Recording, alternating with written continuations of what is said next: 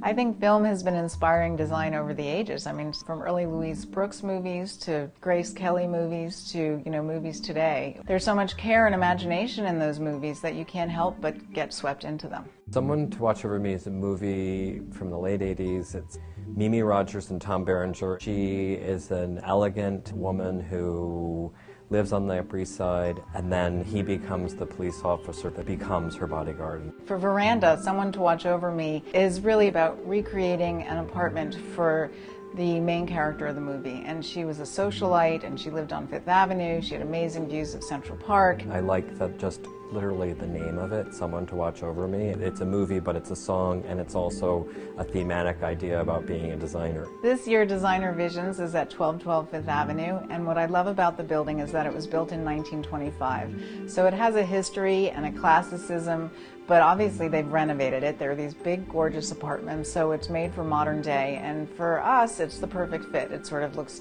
to the past, but also looks to the future. The scale of the rooms and all are very intimate, but it's modern. It's of the modern era. The windows are new and the proportions of them are all new, and that they're kind of great rooms that feel like home to me. For this project, we decided to do a Made in America theme. So where we could, everywhere in the apartment, we used things that were made in America. There are things like my furniture that's made at Hickory Chair in North Carolina, or even wonderful hand-blown glass and things like that, all made in America. The living room, dining room is really nice because it's one space, it's not divided, so it has a very open feel. It almost feels loft-like, and that makes it feel a little bit more modern than most apartments. What Thomas did was he made it very cozy, so there are bookshelves which make it feel very warm. Thomas is a master of the mix, and so there's old and there's new, and there are details everywhere. All the hallways are lined with art, and it makes it a very interesting place to be. There's something to look at no matter where you are in the apartment.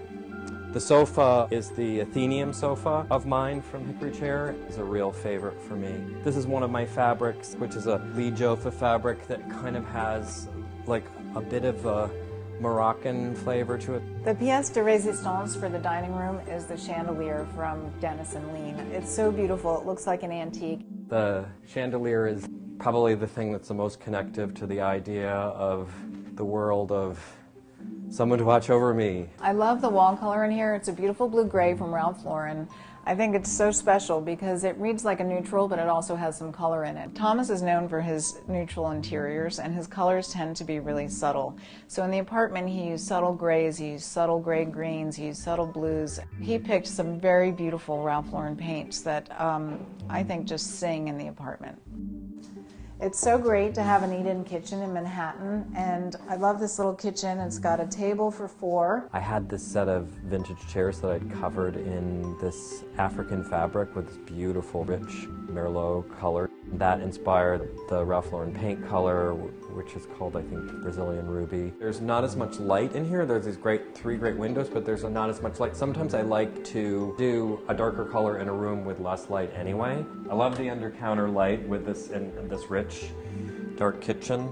The Kohler faucet's fantastic. I think the sink is great too. I love the low half kind of profile to it. The room off the kitchen, actually, I sort of furnished it almost as a den library. I actually love the idea of calling a room a den. I love this little room because it's a multi-purpose room. You could have small dinner parties here, you could have breakfast here. It's very cozy. You could probably use it as a guest room. This is the room where there's the Thibaut fabrics and wall covering, which I love, the sort of chocolatey palette. I love this bedroom. To me, it's both serene and luxurious. Can't you imagine just taking long naps in here or having breakfast in bed?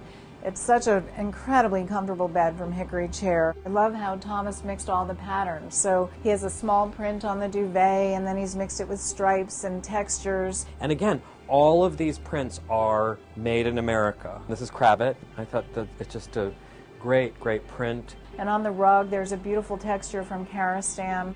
This room is this sweet, sweet guest room. I love how Thomas upholstered the walls in this Katie Lee fabric. It's a very enveloping room, and I love that. It's the perfect guest room. Anyone would be happy here, whether they're a woman or a man, or a child even.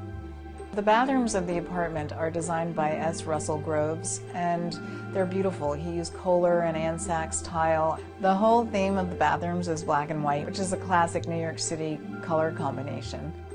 We wanted to reinterpret a classic black and white pre-war apartment, but again bring it into the 21st century, update it, really make it relevant for today. These pedestal sinks from Kohler feel traditional on one hand, but they also feel very fresh and new. And then there's this gorgeous freestanding tub from Kohler, again, very, very beautiful, sculptural. You just want to be in this bathroom. So here we are in the Veranda powder room, a beautiful intimate space. Again, the black and white theme comes through, this time with the graphic wallpaper.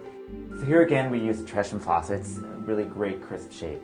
And then S. Russell Groves used a ceiling fixture from Circa Lighting, very classic but clean and modern at the same time.